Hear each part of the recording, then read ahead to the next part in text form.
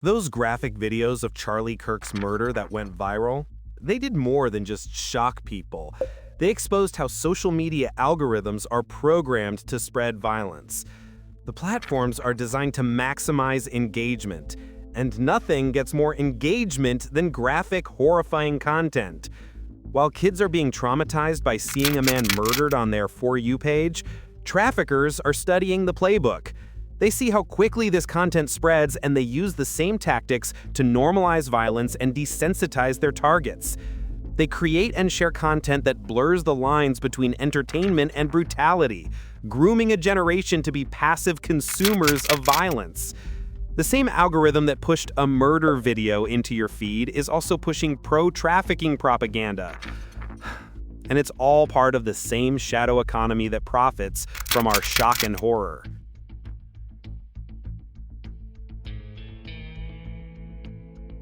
A YouTuber just grabbed a random woman on the street in Hong Kong, yelling, "Be my girlfriend," and the video is going viral. People are calling it a prank, but what they're really watching is a trafficking recruitment tactic in action. This isn't a joke. It's a public display of dominance and control designed to normalize the idea that women are objects to be taken. The YouTuber is monetizing this content, getting views and ad revenue from a video that is essentially a how-to guide for predators. He's teaching his followers that this kind of behavior is not only acceptable, but entertaining. This is how traffickers groom their audience. They start with pranks and social experiments, desensitizing viewers to violence and aggression. The line between a viral video and a real-life kidnapping is thinner than you think.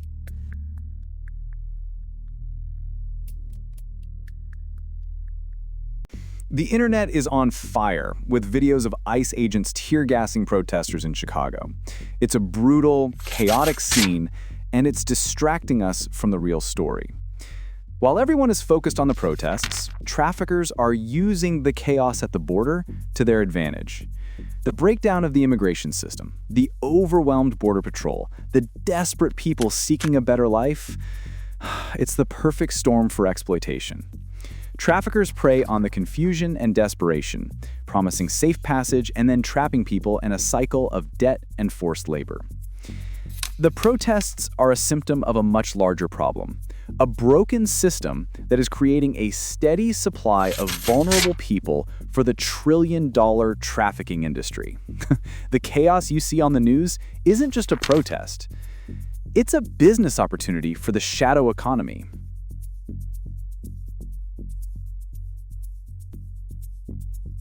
Tonight, everyone is looking up at the supermoon, posting pictures and marveling at the beauty of the cosmos. But while we're all distracted by the sky, the real darkness is happening right here on Earth. The supermoon is the perfect cover for traffickers. Law enforcement is stretched thin, dealing with crowds and traffic. People are out late, distracted, and less aware of their surroundings. It's the ideal time to move victims, to make drops, to conduct business in the shadows. The beauty of the supermoon creates a collective moment of distraction, and traffickers are masters of exploiting our inattention. They operate in the darkness, and tonight, the darkness is filled with people looking the other way. The same night that brings us a celestial wonder is also a night of peak opportunity for the trillion-dollar shadow economy.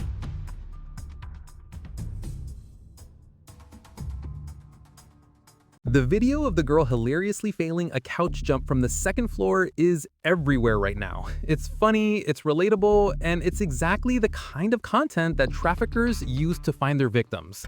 They're not looking for the girl in the video, they're looking at the comments.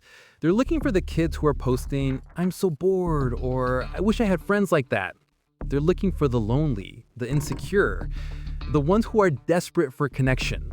The algorithm pushes this content to them, and the traffickers are waiting in the comments, ready to slide into their DMs. They offer friendship, excitement, a way out of their boring lives. The innocent fun of a viral video becomes the bait in a sophisticated trapping operation. The algorithm is the predator's best friend.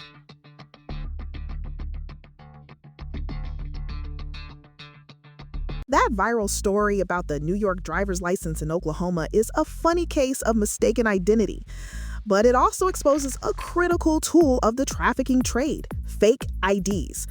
To move victims across state lines and international borders, traffickers rely on a massive underground industry that produces high-quality fake documents.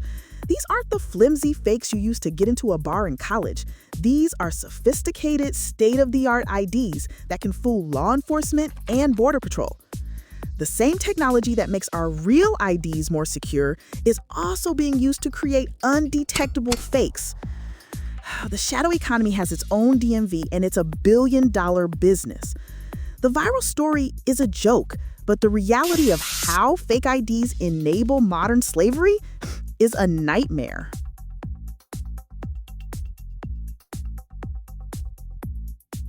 The hidden camera investigation that caught real estate agents breaking the law is just the tip of the iceberg. The real estate market is the #1 way that traffickers launder their illicit profits. They use shell companies and cash purchases to buy up properties, hiding their dirty money in plain sight. That luxury condo building in your city? It could be owned by a trafficking ring. That new development driving up your rent? It could be funded by the profits of modern slavery. The real estate industry is a willing accomplice, turning a blind eye to the source of the money in exchange for a commission. They are the bankers of the trafficking world, and they are hiding in every city, in every neighborhood. The corruption goes all the way to the top.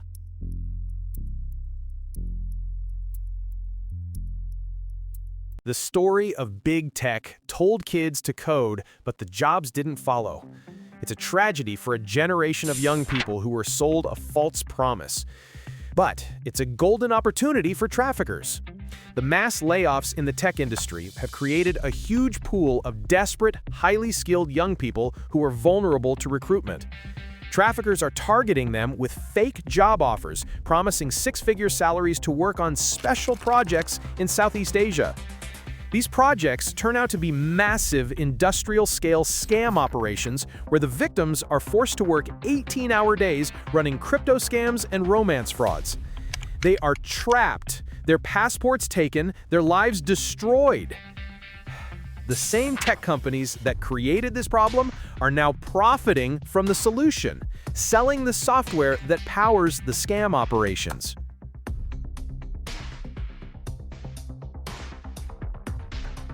The story of teachers being fired for their social media comments about Charlie Kirk's death is a chilling reminder of how quickly free speech can be silenced.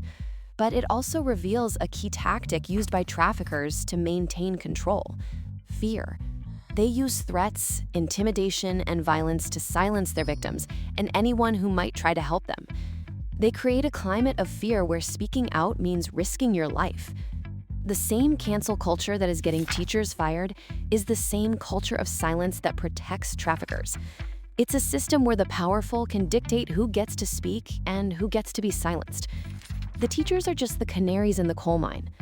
The real victims are the millions of people who are trapped in a world where they have no voice.